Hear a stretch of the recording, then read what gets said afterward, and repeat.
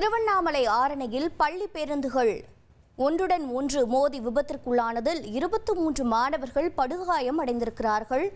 அண்மை செய்தியாக பார்த்து வருகிறோம்.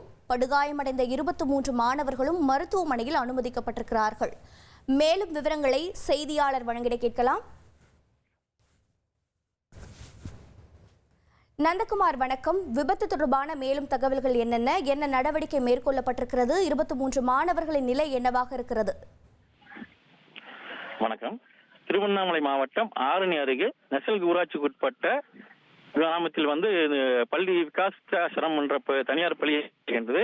இந்த பள்ளியில் பார்த்தீங்கன்னா இந்த சுற்றுவட்டார பள்ளியில் தான் கிட்டத்தட்ட 500 மாணவர்கள் பயின்று வருகின்றனர். இந்த பள்ளி மாணவர்கள் அழைத்து வர கிட்டத்தட்ட 25 பேருந்துகள் இந்த பள்ளியில் இயக்கப்பட்டு இந்த வழக்கம் போல மாணவர்களை கொண்டு வரும்போது நிலையில சீனிவாசபுரம் கூட்டோட அருகிலே நேரமின்மை காரணமாக ஓட்டுநர் அதிவேகமாக இயக்கப்பட்டதாக கூறப்படுகின்றன.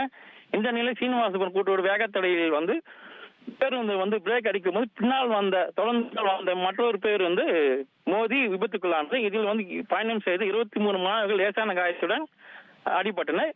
இதில் உடனடியாக அக்கம் பக்கத்தினர் மீட்டு அவங்களை தச்சூர் ஆரம்ப சுகாதார நிலையத்தில் சிகிச்சை அனுமதிப்பான். இதில் தலை, கை, கால் சிராய்ப்பு போன்ற லேசான காயத்திலும் மாணவர்கள் தப்பி சென்றனர். சம்பவம் குறித்து ஆரணி தாலுகா போலீசார் விசாரணை செய்து வருகின்றன.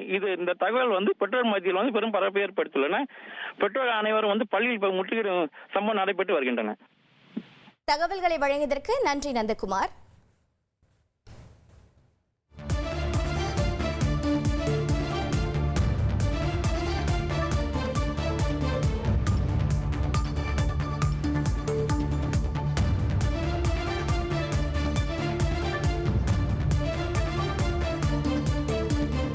ட்ரெண்ட ஃப்ரெண்ட் ஆக்கிக்கோங்க. தந்தி டிவியின் சப்ஸ்கிரைபர்ஸ் அண்ட் ஃபாலோவர்ஸ் குடும்பத்துல நீங்களும் இணையுங்க.